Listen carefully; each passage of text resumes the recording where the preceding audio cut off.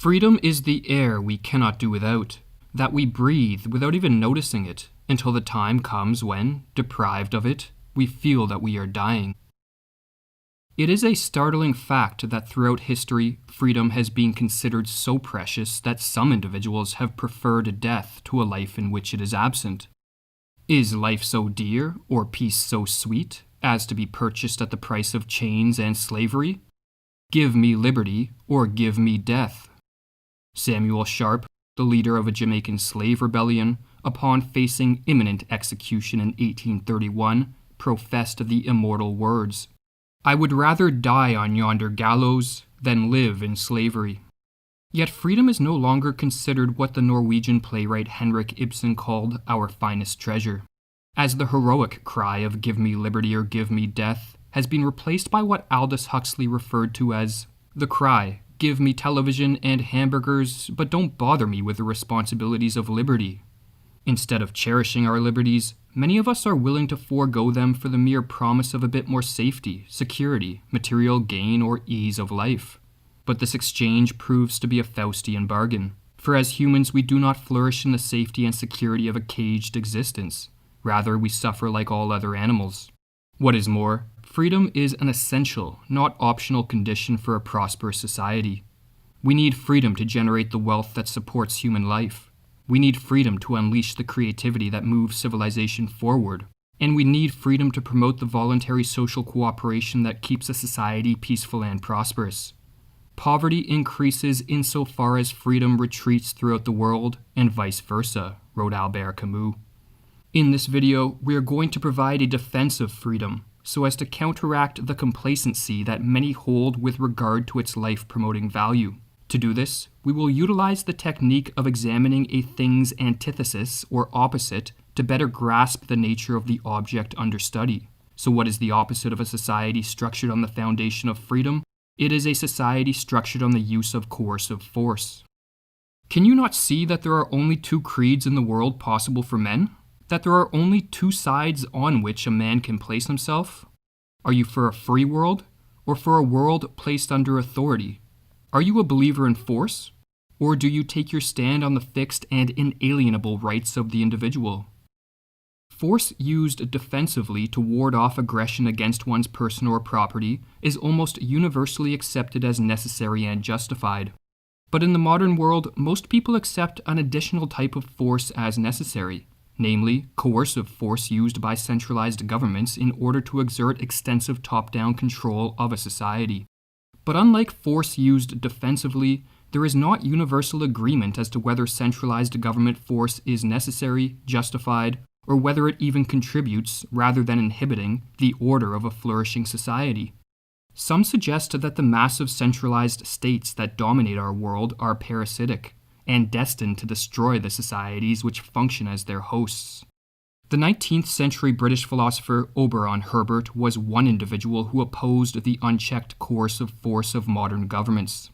If coercive government need exist at all, then like many others in his day, Herbert believed they should be more decentralized, operate at a local level, and that the sole role of such governments should be to defend the individual against attacks on person or property, and that beyond that, government force has no place in a free world. That is the one and only one rightful employment of force. Force in the defense of the plain, simple rights of liberty.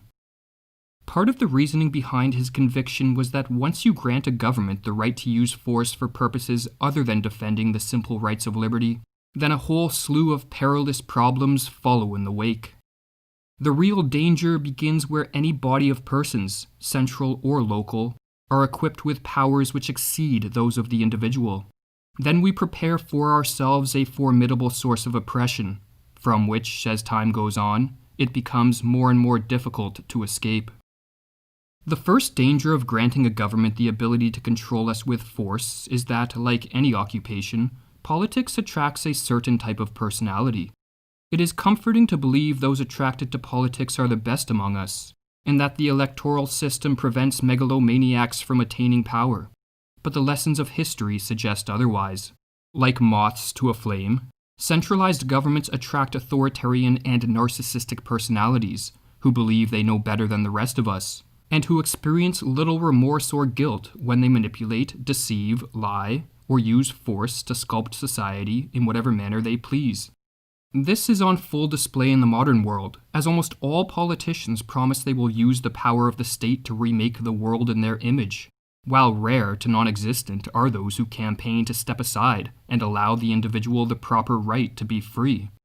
Oberon Herbert served as a high-ranking member of the British Parliament for nearly 10 years, and as he wrote, "I saw that no guiding, no limiting, or moderating principle existed in the competition of politician against politician, but that almost all hearts were filled with the old corrupting desire to possess that evil mocking gift of power, and to use it in their own imagined interest, without question, without scruple, over their fellow men."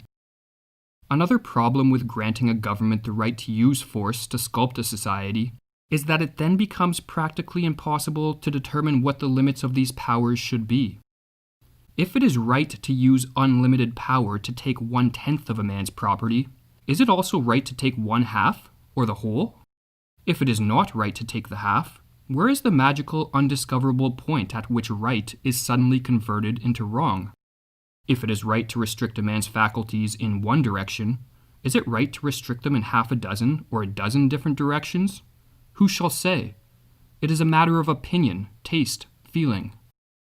Some may say the solution is to reach some sort of reasonable consensus regarding the limits of political power, and then to encode such limits in a constitutional document, as the intention of constitutions is to serve as a political check on the abuses of power.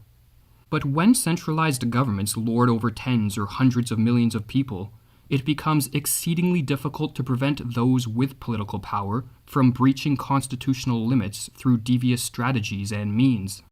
The American Constitution, as one example, has long been a mere relic, as senators, congressmen, presidents, and judges have supported countless laws that mock the intentions of the Founding Fathers.